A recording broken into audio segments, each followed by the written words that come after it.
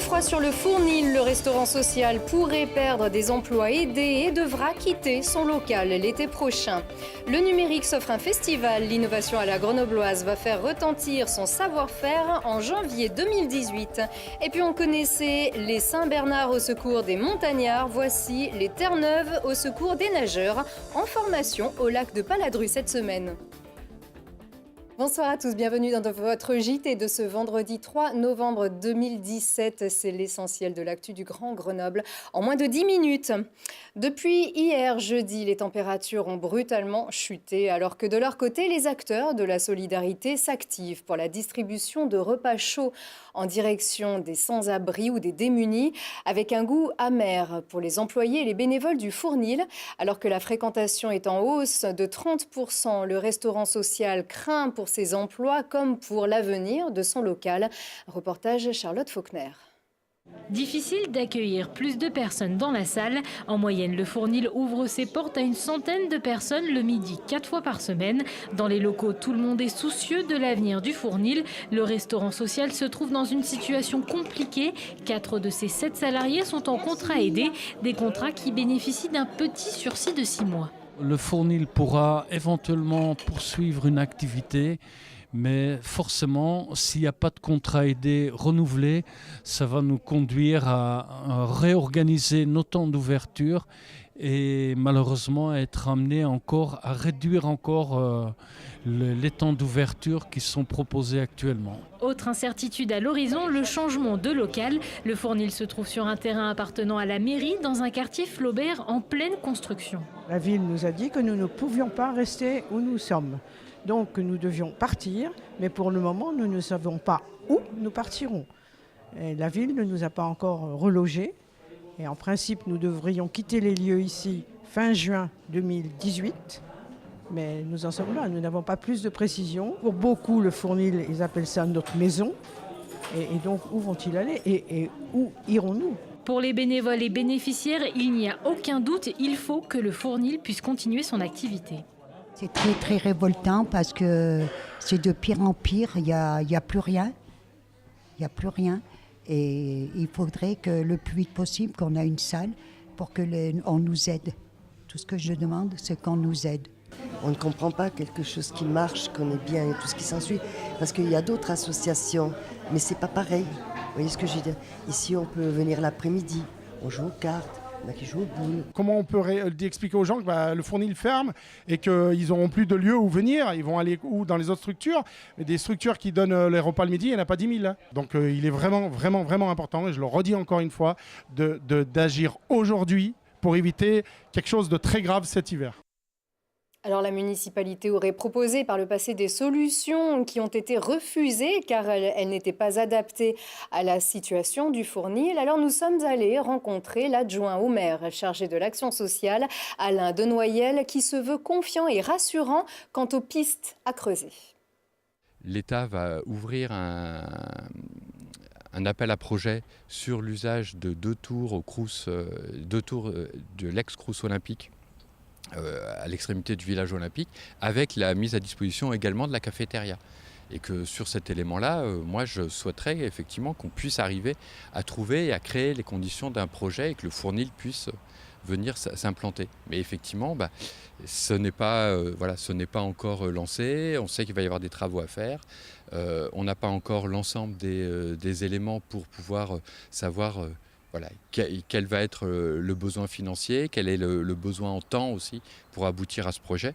Et donc effectivement, les échéances semblent se rapprocher et qu'on n'a pas effectivement encore de solution pour aboutir à la poursuite de l'activité. Mais c'est bien notre objectif et c'est à ce à quoi nous travaillons depuis, on va dire, plus de 2 ans maintenant. Le Fournil a perdu la subvention de la métropole qui s'élevait à 25 000 €. La distribution des repas chauds est une initiative portée par le café associatif Nicodème, par la Croix-Rouge, 3 étoiles solidaires, Accueil SDF, l'association Magdalena et donc le Fournil. Et puis c'est ce week-end, samedi et dimanche, que le Secours populaire organise sa grande braderie de la solidarité. C'est à la salle des fêtes des Bains, samedi de 10h à 18h et dimanche de 10h à 16h. Près de 1000 mètres carrés de vêtements, de chaussures pour enfants et pour adultes, du linge de maison, livres, accessoires, mais aussi des articles de Noël. Il n'y a que du neuf, à petit prix, l'entrée est libre. L'argent collecté permettra de financer les actions du Secours populaire français. L'écosystème numérique est déjà en pleine effervescence. Un festival sera bientôt dédié à tout ce que l'innovation digitale peut vous apporter au quotidien, que vous soyez un particulier ou une entreprise. Transfo, le premier festival du numérique à la Grenobloise, se tiendra un peu partout sur le territoire du 18 au 24 janvier pour faire rayonner nos technologies et les faire découvrir par les grands et les petits. Des échanges, des ateliers, plus d'infos au micro de Mathias Arez. Le numérique, il est partout, chacun le vit, même si on ne s'en rend pas compte. Tout le monde a un smartphone aujourd'hui et tout le monde est impliqué dans le numérique. Et donc c'est ça qu'on veut mettre en œuvre dans le cadre de ce festival. Donc il va y avoir des événements du type apprendre à coder les enfants de 7-14 ans. Qu'est-ce que c'est que le numérique pour des seniors ? Des événements comme le GEM Digital Day qui est à destination du public entreprise. Il va y avoir une Failcon, il va y avoir une étape de Tour de France Digital à l'attention des startups. Donc voilà, une très grande variété d'événements. Et voilà, et d'ailleurs, de l'Université de Grenoble-Alpes pour FCG Rugby, en passant par Prapoutel, les Sept-Lots, plus d'une quarantaine d'événements est déjà programmé. On en attend bien d'autres. Le festival sera lancé à la Belle Électrique le 18 janvier prochain, avec plein de surprises, annoncent les organisateurs.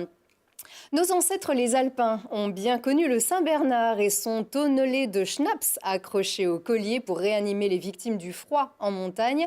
Désormais, les nageurs ont aussi leur Saint-Bernard des mers. Le Terre-Neuve est dressé pour ses qualités de secouriste. Les chiens et leurs maîtres ont même suivi une formation au lac de Paladru cette semaine, sous les yeux de notre maître chien à nous, Laurie Baillet. Au lac de Paladru, la baignade est surveillée par ces grosses boules de poils. Ce sont principalement des Terre-Neuve. Ici, ils sont une quarantaine accompagnés de leur maître. Ces binômes proviennent de toute la France pour participer au séminaire annuel national de la Fédération des maîtres chiens sauveteurs aquatiques. Ce qui me plaît dans le sauvetage aquatique, c'est d'abord, je dirais, le partage. Partager un moment avec son animal de compagnie, parce que ce sont nos animaux, ce sont eux qu'on a à la maison. Et surtout, on apprend tous les gestes qui sauvent. J'avais envie de faire un peu plus que des balades et des baignades avec mon chien. Donc partager voilà, des moments de travail, donc de cohésion et de communion avec le chien, la satisfaction, le renforcement des rapports avec le chien par le travail. L'eau, c'est le terrain de jeu des Terre-Neuve. Ces gros chiens d'une cinquantaine de kilos et têtus ont des aptitudes spécifiques. On utilise essentiellement le Terre-Neuve et le Lancière. Pourquoi ? Parce qu'ils ont développé des caractéristiques morphologiques sur l'île de Terre-Neuve qui permettent de les avoir. Entre autres, les grands poils, l'isolation du sous-poil, un poitrail très développé pour pouvoir respirer dans l'eau et pratiquer des longues distances, une queue assez forte, assez puissante pour pouvoir servir de gouvernail. Les 4 pattes palmées, en fait, c'est la membrane interdigitale qui est très développée et qui leur permet de prendre des appuis et de pouvoir nager avec leurs 4 pattes, ce qui est à contrario des autres chiens qui nagent plutôt avec les antérieurs. Ce séminaire, c'est l'occasion de travailler la complicité du binôme, de partager les expériences et de revoir les bases. Aujourd'hui, on travaille sur des exercices de rapport d'embarcation, de rapport de planche à voile, de victimes. Et pour eux, c'est une récompense de travailler avec son maître à leur travail et plutôt de jouer parce qu'effectivement, ça reste du jeu. La Fédération nationale des maîtres chiens sauveteurs aquatiques se bat tous les jours pour obtenir la reconnaissance officielle auprès des organismes de secours, au même titre que les chiens d'avalanche. Les Terre-Neuve sont formés au secours en mer de 3 mois à 3 ans. Pour plus d'infos, contactez l'association sur terreneuvemania38.fr. Allez, sport, les joueurs du GF38 se préparent à un derby rhône-alpin. Les Grenoblois se déplacent chez une vieille connaissance, Lyon-la-Duchère, samedi à 15h. Le GF38 est 4e au classement de national. Quant aux Brûleurs de Loups, leader de la Ligue Magnus, ils reçoivent les Gothiques d'Amiens ce samedi à 20h. Amiens qui est 5e au classement, qui avait été battu sur sa glace par Grenoble le 3 octobre dernier.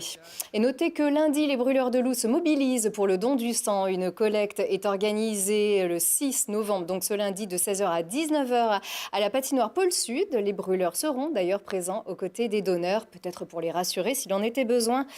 Et puis à 21h15 sur Télé Grenoble, votre émission politique, le récap info. Ce soir, Christophe Reville reçoit le maire de Coran et président du groupe d'opposition Métropole d'Avenir, Jean-Damien Mermillon-Blondin. Sur la question de l'insécurité à Grenoble, il se prononce en faveur d'une police métropolitaine. Et puis après la revendication par un groupe anarcho-libertaire de l'incendie de la gendarmerie de Mélan, il affirme que certains politiques envoient des signaux qui paraissent dangereux. Une émission que vous pourrez revoir samedi à 12h et à 18h30. C'est la fin de cette édition. Lundi, vous retrouvez Marie-Caroline Abrial à cette place pour votre JT toutes les heures à partir de 18h sur Télé Grenoble. Très bon week-end.